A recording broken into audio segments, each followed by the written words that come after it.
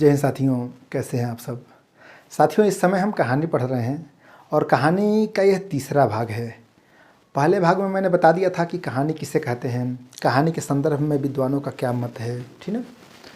और मैंने वो भी बता दिया था कि कहानी का उद्भव कब हुआ। अगर आपने वो वीडियो देखी है तो कमेंट बॉक्स में टाइप करके ज़रूर बताइए कि कहानी का उद्भव किस काल से हुआ है। मतलब भारतेंदु युग, मैं ऑप्शन दे रहा हूँ आपको, भारतेंदु युग, द्विवेदी युग, छाया मतलब कि प्रगतिवाद, या फिर नई कहानी। मतलब ऑप्शन ही ऐसा है कि उसमें से आप छांट सकते हो। लेकिन आपके मन में कन्फ्यूजन आएगा भारतेंदु युग और द्विवेदी युग को लेकर कि कहानी का उद्भव कब से हुआ। तो अगर आपने पहली वीडियो जो देखी है कहानी वाली, तो आपको पता होगा कि कहानी का उद्भव कब से हुआ। देखिए, अगर आप इंटरव्यू या डेमो क्लास की तैयारी कर रहे हो तो इंटरव्यूअर आपसे पूछ सकता है कि कहानी का उद्भव कब से हुआ, कहानी लिखना शुरू कब से किया गया हिंदी में, ठीक ना। रिटेन एग्जाम अगर देना चाहते हो टीजीटी के लिए, पीजीटी के लिए, पीआरटी के लिए, तो वहाँ भी क्वेश्चंस बनते हैं। एक क्वेश्चन बनता है कि जो सरस्वती पत्रिका थी उसका प्रकाशन कब से शुरू हुआ था। ये भी मैंने बता दिया है।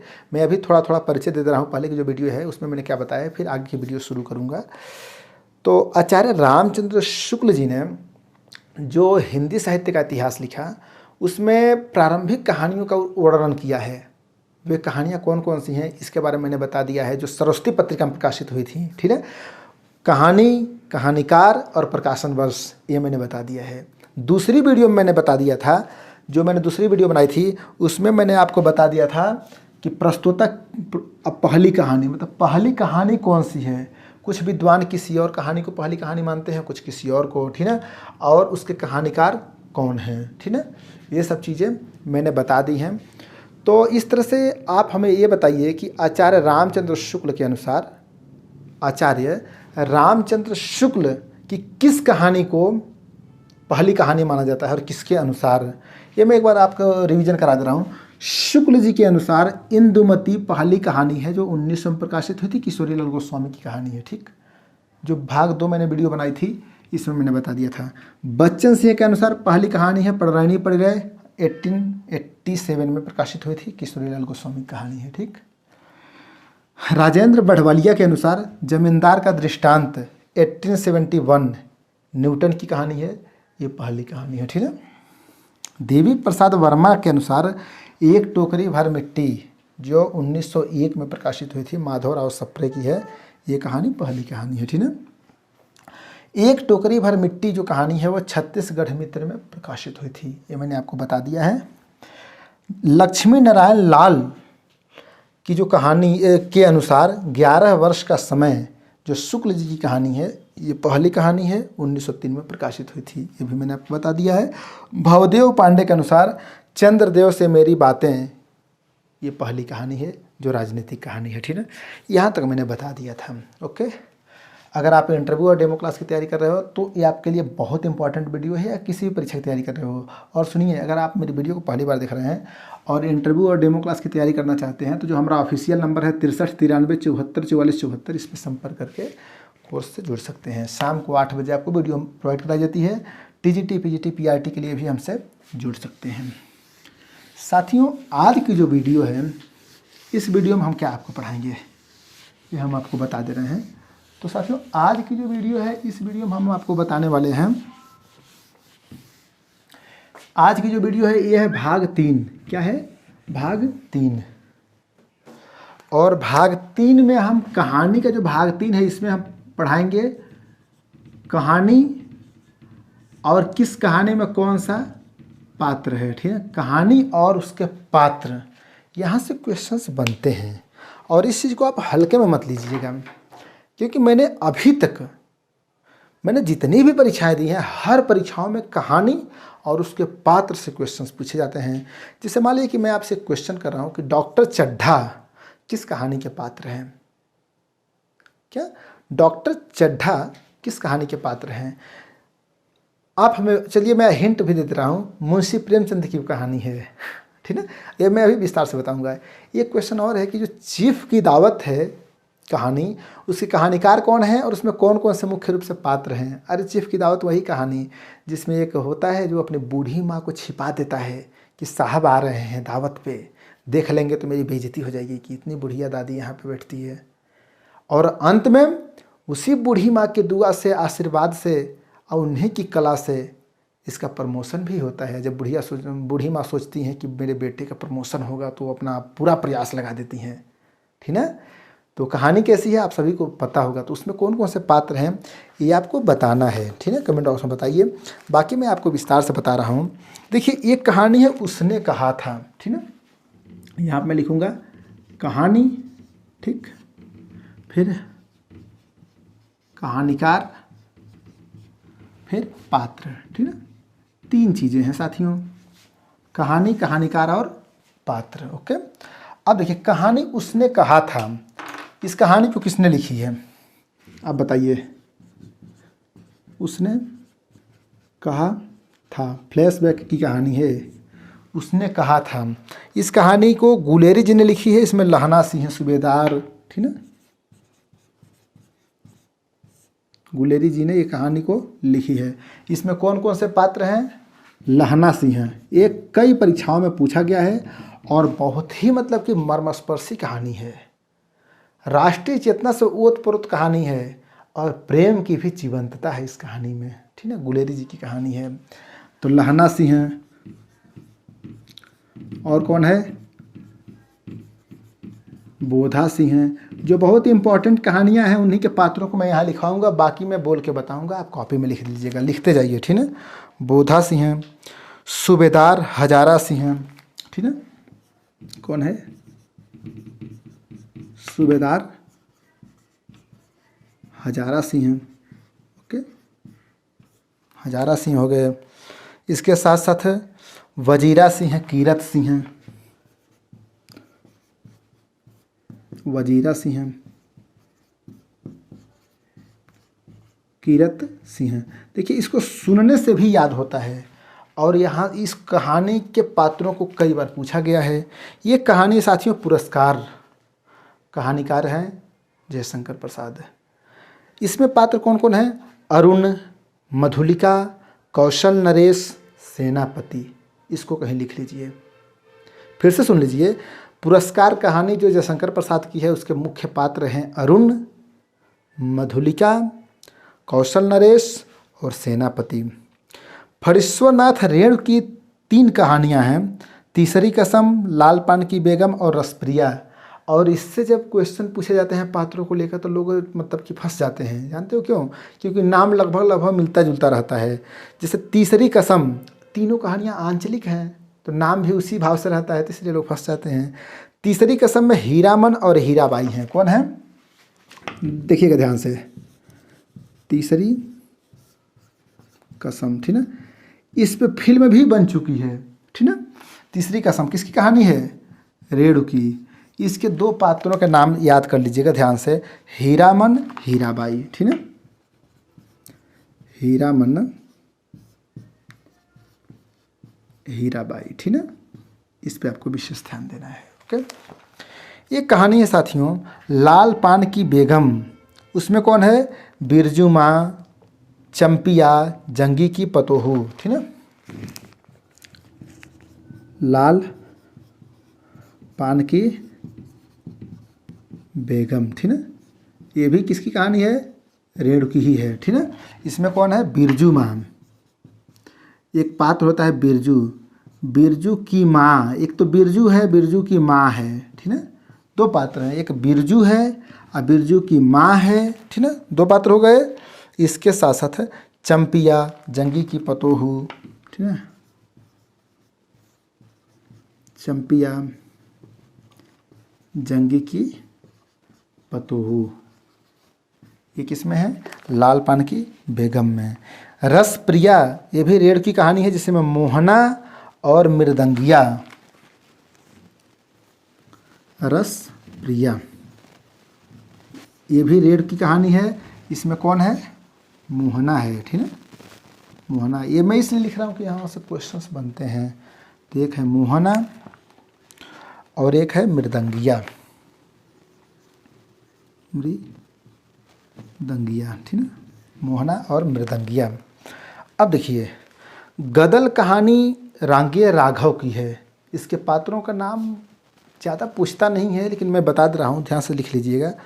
गदल, गुन्न, डोडी, निहाल, नारायण, दुल्लो, मौनी, लौहारे, ये सब किसके पात्र हैं? गदल नाम की कहानी के जो पात्र हैं ये हैं। और गदल कहानी किसने लिखी है? रांगे और राघव ने। चीफ की दावत, देखो भीष्म साहनी की कहानी है, इसी की मैंने चर्चा की थी वीडियो की शुरुआत में। तो भीष्म साहनी की जो कहानी है चीफ की दावत, इसमें मिस्टर सामनाथ हैं, यहाँ से क्वेश्चन बनता है, ठीक है। चीफ, ये मोस्ट इम्पॉर्टेंट कर लेना, ठीक है। चीफ की दावत, देखो किताब में तो सारी कहानियाँ हैं, सारे पात्र लिखे हुए हैं, लेकिन जब यहाँ से आप देख लोगे ना, सुन लोगे प्रैक्टिकल में, तो याद हो जाता है आराम से। और क्या इम्पोर्टेंट है मैं आपको बताता जाऊँगा। बाकी तो कहानियों, हजारों लाखों कहानियाँ हैं, लाखों करोड़ों पात्र हैं, कितना याद करोगे। तो इम्पोर्टेंट है, बता रहा हूँ, ठीक है। कहानीकार कौन है? भीष्म साहनी, ठीक है, कहानीकार है भीष्म साहनी। अब देखिए, मिस्टर सामनाथ, बूढ़ी माँ और पत्नी, इसमें कौन कौन है? मिस्टर सामनाथ हैं, बूढ़ी माँ है और पत्नी है। ये तीन पात्र इस कहानी में हैं, ठीक है। और सुन लीजिएगा, एक और जिंदगी किसकी कहानी है? मोहन राकेश की, जिसमें प्रकाश, बीना, निर्मला और बच्चा ये है इसमें, ठीक है। आर्द्रा कहानी मोहन राकेश की है, जिसमें वचन, लाली और बिन्नी है। कौन है? बच्चन, लाली और बिन्नी है। परिंदे निर्मल वर्मा की बहुत ही लोकप्रिय कहानी है, परिंदे, ठीक है। और इसके पात्र हैं लतिका, डॉक्टर मुखर्जी, बहुत ही मस्त पात्र हैं भाई, mister Hubert, Karimuddin, Girish, miss would, father almond. यहाँ इस जो पात्र है ना, यहाँ से क्वेश्चंस बनते हैं, ठीक है। तो इसको मैं एक बार देख लीजिए, इसको फिर मैं मिटा रहा हूँ। देखो थोड़ा सा धुंधला आपको दिखेगा, मैं मानता हूँ, ठीक है, लेकिन बहुत जल्दी आपके लिए क्वालिटी बढ़ाई जाएगी, ठीक है। तो एक बार मैं थोड़ा सेटिंग कर दूँ कि आपको और साफ दिखना शुरू हो जाए, ठीक है। हाँ ठीक, तो इसका एक स्क्रीनशॉट आप ले सकते हैं, बाकी मैं मिटा दे रहा हूँ। चीफ की दावत के बाद एक कहानी है साथियों, जिसमें से क्वेश्चंस बार बार आते हैं, वो है परिंदे। और मैं दोबारा बता ही दे रहा हूँ, परिंदे कहानी के पात्रों का नाम, ठीक है। कहानी है परिंदे, ठीक है। परिंदे कहानी किसकी कहानी है? निर्मल वर्मा, ठीक है, निर्मल वर्मा की कहानी है, ठीक है। कहानी है परिंदे और कहानीकार हैं निर्मल वर्मा। इसके पात्रों के नाम आप सुन लीजिए ध्यान से, ठीक है। फिर से दोबारा मैं बता दे रहा हूँ। Latika, doctor Mukherjee, doctor miss Hubert, Karimuddin, Girish, miss would, father almond. ये देख लीजिएगा। एक पति के नोट्स, महेंद्र भल्ला की कहानी है। क्या? एक पति के नोट्स, ठीक है। एक पति के नोट्स किसी कहानी है? महेंद्र भल्ला, ठीक है। भला करें महेंद्र भल्ला, ठीक है, इनकी कहानी है। और इसमें कौन कौन से पात्र हैं? पति, सीता और संध्या। बार बार पूछता नहीं है, लेकिन ध्यान से लिख लीजिएगा, ठीक है। कसाई बाड़ा शिवमूर्ति की कहानी है। सनीचरी, प्रधान, दरोगा, लीडर, ये इसके पात्र हैं। जिंदगी और जोंक अमरकांत की कहानी है। यहाँ से क्वेश्चन बन सकता है। कहाँ से? जिंदगी और जोंक, बहुत मार्मिक कहानी है जिंदगी और जोंक, ठीक है। जिंदगी और जोंक किसकी कहानी है? अमरकांत। किसकी है? अमरकांत, ठीक है, अमरकांत की कहानी है। जिंदगी और जोंक में है रजुआ, शिवनाथ बाबू और सनिचरी देवी। ये तीन पात्र हैं, ठीक है। फिर से सुन लीजिए। रजुआ, शिवनाथ बाबू, शनिचरी देवी। जहाँ लक्ष्मी कैद है, अरे वही जहाँ लक्ष्मी अपनी बिटिया को कैद कर देता है और वो थाली फेंकती है, बर्तन फेंकती है, चला चला के फेंकती है, नीचे सुनते हैं सब, क्या है, चुप, सुनो सुनो क्या है, ठीक है। वो वाली कहानी राजेंद्र यादव की कहानी बहुत ही मार्मिक कहानी है। कौन? जहाँ लक्ष्मी कैद है। इसके पात्र कौन कौन से हैं? लक्ष्मी, गोविंद, लाला रूपाराम, रोचू राम भी है, ठीक है, और राम स्वरूप, ये इसके पात्र हैं। किसके? जहाँ लक्ष्मी कैद है, राजेंद्र यादव की कहानी है। लक्ष्मी, गोविंद, लाला रूपाराम, राम स्वरूप, ये इसके पात्र हैं, ठीक है। ईदगाह, एक कहानी है साथियों, ईदगाह। क्या है? ईदगाह, अरे वही ईदगाह जहाँ से चिमटा खरीद के लाता है अपना नन्हा सा बच्चा, ठीक है। बहुत ही रोचक कहानी है। अब आ गए अपने प्रेमचंद जी, और यहाँ से क्वेश्चंस बनते हैं, ठीक है। मैं बताता जाऊँगा उसके बारे में थोड़ा थोड़ा, आप उसको रिकॉल करिएगा, लिखते जाइएगा, ठीक है। हामिद वही छोटा सा बच्चा है, सारे बच्चे समोसा कोई खाता है, कोई कुछ खरीदता है, कोई कुछ। हामिद को याद आता है कि ओह मैं चिमटा खरीद लूँ। घर में वो रोटी बनाती हैं, हाथ जल जाता है। कौन बनाती हैं रोटी? आप कमेंट बॉक्स में बताइए, किसके लिए चिमटा खरीदता है। कहानी कुछ याद आ रही कि नहीं? हिंदी साहित्य का हर विद्यार्थी, अगर आप विद्यार्थी हो तो शायद आपने वो कहानी पढ़ी होगी, नहीं आपने पढ़ी तो ईदगाह कहानी पढ़ लीजिएगा, ठीक है। हामिद अमीना के लिए खरीदता है, मोहसिन, सम्मी, नूरे, महमूद, ये सब इसके पात्र हैं, ठीक है। पंच परमेश्वर प्रेमचंद की कहानी है। जुम्मन शेख और अलगू चौधरी, ये इसके मुख्य पात्र हैं, ठीक ना। जुम्मन शेख और अलगू चौधरी किस कहानी के पात्र हैं? तो पंच परमेश्वर के, ठीक। मंत्र कहानी में कौन है? प्रेमचंद की ही कहानी है मंत्र, ठीक ना, जिसमें कैलाश है। कौन है? कैलाश, डॉक्टर चड्ढा, अरे वही कैलाश जो सांप का मुंह पकड़ लेता है इससे, ठीक है। कहता है कि मैं मंत्र जानता हूँ, मैं ये करता हूँ, वो करता हूँ, मैं सपेरा हूँ, मैं कलाकार हूँ, ठीक है। अब वहाँ पे सुनो, उसकी प्रेमिका आई होती है, ठीक है। उसे हर पार्टी है, मौज मस्ती चल रहा है, ठीक है।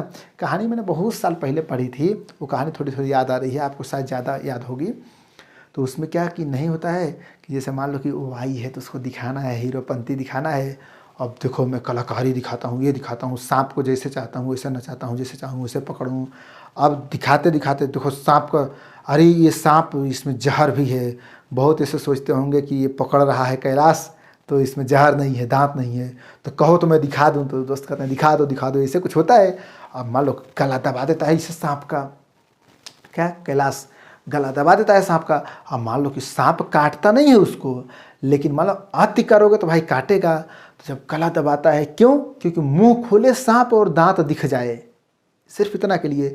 अब सांप को भ्रम हो जाता है कि लग रहा है मेरी जान लेना चाहता है, मेरा दुश्मनी कर रहा है मेरे साथ, ठीक है, लोगों को दिखाना कर रहा है। उसको क्या पता कि वो अपनी हीरोपंती कर रहा है, ठीक है ना। ध्यान सुनना, दबाता है गला पूरा, अब उसका मुंह खुल जाता है, सब ताली बजाने लगते हैं, हाँ मुँह खुल गया, मुँह खुल गया। अब भाई साहब चेहरे का मुँह, सांप का मुँह लाल। अब देखो कमाल, अब भाई सब तालियां बजने लगी, सब खुश, हाँ दांत, अरे दांत है, दांत है, दांत है। आज ज्यों ही गला छोड़ते हैं भाई साहब, लपक के काटता है। कौन? सांप काट देता है। अभी भाई साहब कहानी इनकी समझिए, आगे कहानी में क्या होता है। अच्छा वहीं पे फिर मंत्र की बात आती है, वहाँ देखो मंत्र, कहानी बहुत रोचक है, ठीक है। कहानी में क्या दिखाया गया है आगे आप कमेंट करके ज़रूर बताइएगा, ठीक है। ये कहानी है तो इसमें कैलाश मुख्य पात्र है, डॉक्टर चड्ढा भी हैं, ठीक है। शतरंज के खिलाड़ी प्रेमचंद की कहानी है। अब प्रेमचंद की कहानियों से इंटरव्यू और डेमो क्लास में क्वेश्चंस बनते हैं। अब देखो जैसे कि जो कहानी है शतरंज के खिलाड़ी, इसमें कौन है? मिर्ज़ा, सज्जाद अली, मीर, बेगम, ये सब क्या है? शतरंज के खिलाड़ी इस कहानी के पात्र हैं, ठीक है। ठाकुर का कुआं, ठाकुर का कुआं में कौन है? जोखू, जंगी, ठाकुर, ये सब किस में है? ठाकुर का कुआं में है, ठीक है। नमक का दारोगा प्रेमचंद की कहानी है, जिसमें वंशीधर और पंडित अलोपीदीन, ठीक है। ये सब क्या है? नमक का दारोगा में है। नमक का दारोगा में ही कहा गया है कि थोड़ा सा वो अपने बेटे को सिखाता है, ठीक ना। बूढ़ा बाप कहता है बंशीधर से, बंशीधर दारोगा हुआ है, कहता है बेटा थोड़ा सा ऊपरी कमाई पे भी ध्यान देना, लेकिन बेटा है ईमानदार, ठीक ना। और उसमें भी देखो ईमानदारी की जीत दिखाई गई है, ठीक ना। अंत में ना पंडित अलोपीदीन जो है उसका मन बदल जाता है और आके वंशीधर के सामने कहता है कि देखिए मेरी सारे प्रॉपर्टी आपको मैं समर्पित कर रहा हूँ, ठीक ना। शुरुआत में तो टकराता है, कोर्ट तक घसीट के ले जाता है, और देखो दलाली का मौसम चल रहा है, पैसा पे लोग बिकते हैं, अधिकारी लोग, ठीक ना, पैसा पे बिकते हैं। और आप कमेंट करके बताओ मैं सही बोल रहा हूँ कि नहीं, आपके वहाँ चलता है कि नहीं पैसा, कहाँ कहाँ चलता है। चलो मैं तो चलो भाई सरकारी नौकरी करता हूँ तो मैं तो कुछ नहीं बोलूँगा भाई, आप चलो अभी नहीं करते हो, आप खुल के बताओ कमेंट बॉक्स में पैसा कहाँ कहाँ चलता है और कैसे कैसे बड़े बड़े लोग बिक जाते हैं पैसा पे, ठीक ना। यही दिखाया गया है किसमें, नमक का दारोगा में। दारोगा होता है और वो पंडित अलोपीदीन चाहता है कि दारोगा जी को खरीद लूँ, क्या पैसा पे खरीद लूँ। और वहाँ पे धर्म और धन के जय पराजय की बात की गई है। आप बताइए धन जीतता है कि धर्म जीतता है, आप बताओ कमेंट बॉक्स में उस कहानी में, ठीक है।